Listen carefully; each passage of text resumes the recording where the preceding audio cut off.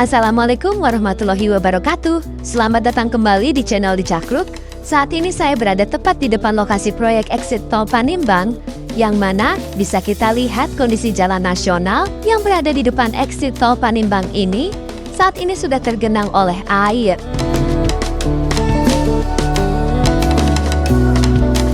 Kalau kalian bertanya, dari manakah datangnya air tersebut? Jawabannya, air yang menggenangi kawasan ini berasal dari curah hujan yang sangat tinggi dalam beberapa hari terakhir.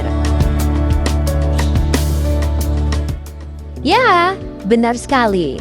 Di wilayah Panimbang dan sekitarnya, hujan deras telah turun secara terus-menerus selama 4 hari berturut-turut, tanpa jeda yang berarti. Intensitas hujan yang tinggi ini tentu saja membawa dampak serius terhadap kondisi lingkungan sekitar, khususnya di kawasan yang memang sejak lama dikenal rawan banjir. Salah satu titik paling terdampak adalah daerah yang berada tepat di sebelah kiri saya saat ini, yakni sekitar lokasi proyek pembangunan exit tol Panimbang. Sayangnya, kawasan ini memiliki permasalahan klasik yang hingga kini belum terselesaikan, yaitu tidak tersedianya sistem saluran drainase atau pembuangan air yang memadai. Tidak ada kanal atau gorong-gorong besar yang mampu mengalirkan volume air hujan sebesar ini menuju wilayah hilir atau sungai terdekat. Akibatnya, genangan air yang seharusnya bisa terbuang dengan lancar justru meluap dan meluber kemana-mana. Bahkan, kondisi ini sudah sampai pada titik yang cukup mengkhawatirkan. Aliran air yang deras dan tak terbendung ini tak hanya mengganggu aktivitas lalu lintas, tetapi juga berpotensi membahayakan keselamatan pengguna jalan. Kejadian ini menjadi pengingat serius bahwa penanganan infrastruktur, khususnya sistem drainase dan tata kelola air, harus menjadi perhatian utama dalam setiap pembangunan.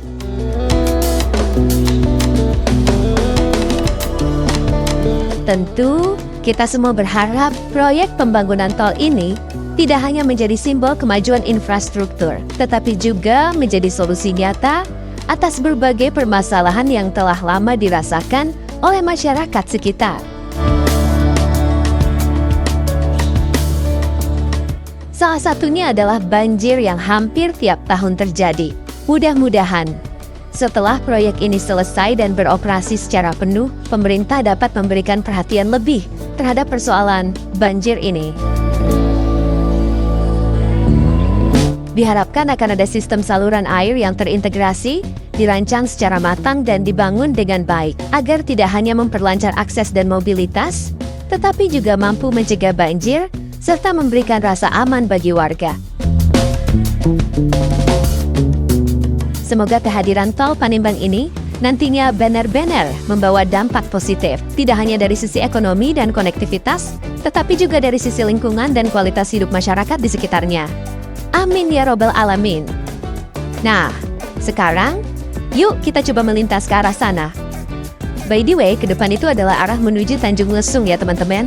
Sedangkan arah ke belakang adalah arah menuju Labuan. Yuk, kita gas! Wow, sepertinya sebelah kiri itu terlihat dalam sekali. Wow! Buat kalian pengguna roda 4, jika melewati kondisi seperti ini, tolong jangan tancap gas ya, kasihan pengendara roda 2 kena cipratan air. Hei, ternyata ada yang sedang cuci mobil di sini.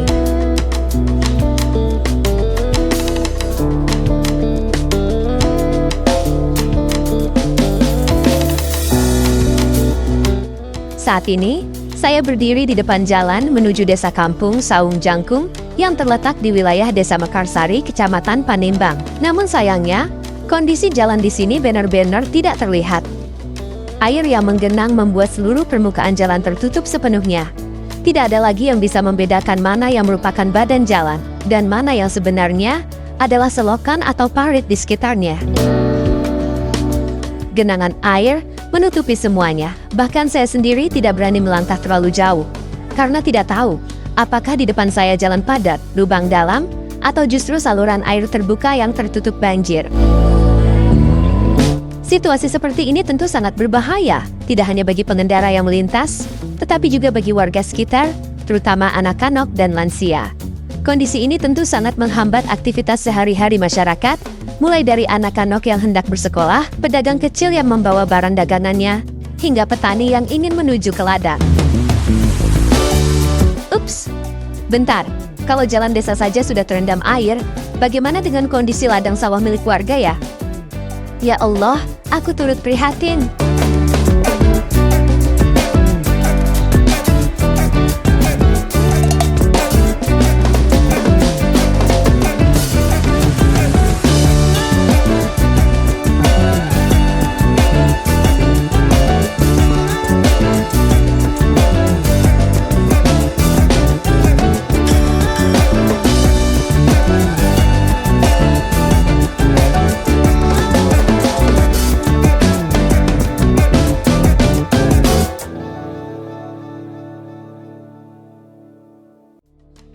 Sekarang saya berada di jembatan Solo Dengen 2 yang terletak 500 meter dari exit tol Panimbang. Bisa kita lihat arus air begitu deras mengalir dari arah hulu ke hilir.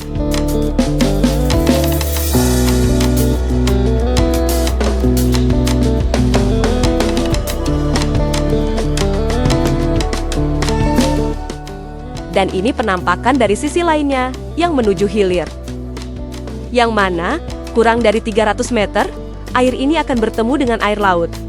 Jadi kalau boleh saya informasikan, bahwasanya jalan nasional ini sangat berdekatan dengan pesisir pantai. Lihat, saya kira yang berayun-ayun itu adalah tambang, tapi ternyata bukan. Kalau dilihat dari mata kepala saya, terlihat seperti kabel optik yang biasanya dipendam di sisi jalan.